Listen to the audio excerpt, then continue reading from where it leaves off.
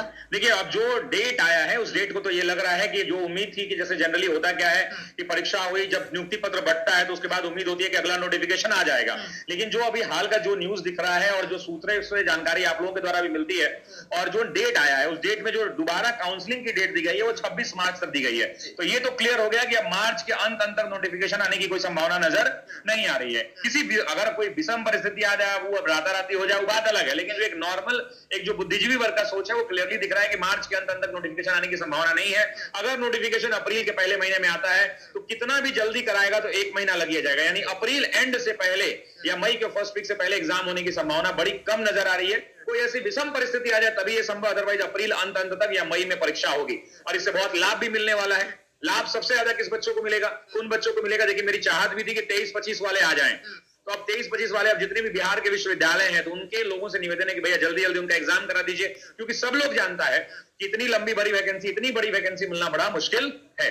Sir estate क्यों जरूरी है? क्योंकि जैसे ये बढ़ रहा है तो एस्टेट वाले जो पहले से विद्यार्थी हैं वो परेशान चल रहे हैं। एस्टेट 3-4 कारणों से जरूरी है। सबसे पहले मैं बता दूं कि एस्टेट कोई पात्रता परीक्षा है, एस्टेट है ना, कोई ये नौकरी देने वाली परीक्षा नहीं है। तो ऐसी परिस्थिति के अंदर में अगर एस्टेट आप करा भी रहे हैं तो उससे किसी को नौकरी नहीं मिल रही है, वो एक जस्ट क्वालिफाइंग एग्जाम है, एक टिकट है जिसको लेने के बाद ही आप एग्जाम दे सकते हैं। दूसरी महत्वपूर्ण बात है कि आपने खुद से वादा किया था कि साल में हम 2 बार एस्टेट कराएंगे, अभी तक एक ही बार हुआ है, इसलिए दोबारा कराना जरूरी है। तीसरा, ये सरकार नौकरियां किस लिए दे रही है? बिहार के छात्रों के लिए दे रही है। तो क्या बिहार के उन बच्चों का जिनका एस्टेट में सब्जेक्ट कॉम्बिनेशन गलती हो गया, इतना ज्यादा पैंतरा है सब्जेक्ट कॉम्बिनेशन में कि अच्छा आदमी का दिमाग का नट बोल्ट ढीला हो जाता है, तो वैसी परिस्थिति के अंदर में एस्टेट में बहुत सारे ऐसे बच्चे हैं जिनको हिंदी लेना था, लैंग्वेज पेपर लेना था, कॉम्बिनेशन के कारण गलती हो गया, उन बच्चों के लिए भी एस्टेट जरूरी है। और चौथा, उन बिहार के बच्चों को कैसे भूल जाइएगा जिनको हम लोगों ने पढ़ा के टीआरई 1 में, टीआरई 2 में जो सरकारी नौकरी कर रहे हैं, जो बीएड किए हुए हैं, 1 to 5 में टीचर है या 6 to 8 में है, इन बीच उनका पीजी कंप्लीट हो गया है, जो वो वैसे बच्चों को भी 11-12 में शिक्षक बनने का हक है।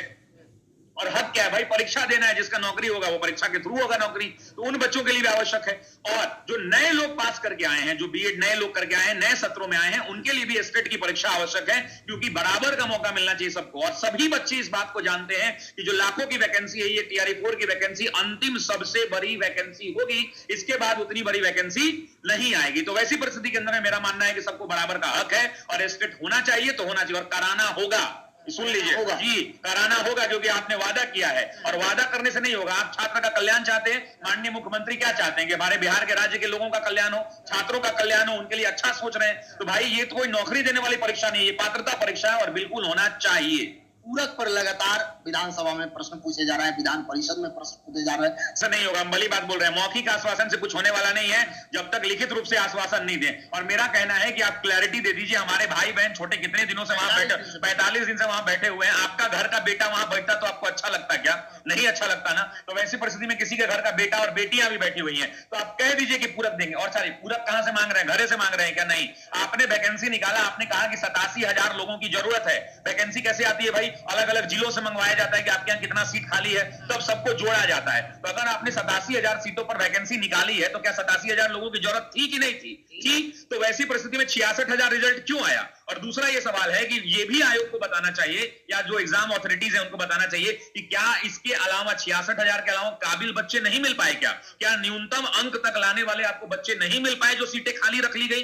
कारण क्या था? ये सबको जानने का हक है। भारत संविधान से चलने वाला देश है, तो आखिर क्यों सीटें खाली रह गई? क्या बच्चे न्यूनतम अर्हता को पारित नहीं कर पाए? क्या मामला था? ये जानने का हक हमको भी है, आपको भी, और बच्चों को भी है। तो इसमें भी लोगों ने फंसा के रखा है, पता नहीं कब बोलेंगे क्लियर। पूरा इंडिया में लगभग हर जगह मान्य हो रहा है। टीआरई 1 में यही मान्य हुआ, टीआरई 2 में यही मान्य हुआ, पता नहीं 3 में क्या नजर लग गया, लोगों पर डाउटफुल लिख दिया। वो बच्चा को नींद नहीं आ रहा है राउट में, जिसको डाउटफुल लिख दिया है। तो ये जो है एक आंकड़ा जो नोटिस आया है, इसमें लिखा हुआ है कि डाउटफुल वाले लगभग 5500, 5300, 5400 लड़के हैं जो डाउटफुल वाले हैं, जो सक्षमता और ये मिलाकर के है। और बहुत सारे बच्चे जो एब्सेंट रह गए थे। एब्सेंट के अंदर में जो प्रधान शिक्षक थे, प्रधानाध्यापक थे, जो सक्षमता वाले लोग थे, और टीआरई 3 वाले लोग थे। तो अगर मैं सिर्फ टीआरई 3 की बात करूं तो लगभग अच्छे खासे हैं। और अगर पुराना वाला मिला दिया, यानी सक्षमता, प्रधान शिक्षक, टोटल मिला दिया जाए तो वो लगभग 8462 बच्चे हैं जो सक्षमता और प्रधानाध्यापक वाले हैं। लेकिन टीआरई 3 में जिन बच्चों का डाउटफुल लिख दिया गया या जो बच्चे एब्सेंट रह गए काउंसलिंग में, उनको दोबारा से मौका दिया जा रहा है और उनकी संख्या लगभग 11,568 बच्चे हैं। यानी टीआरई 3 वाले 11,568 ऐसे विद्यार्थी हैं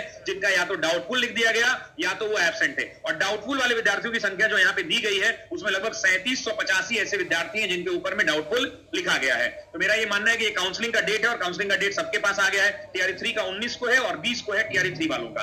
2 दिन है।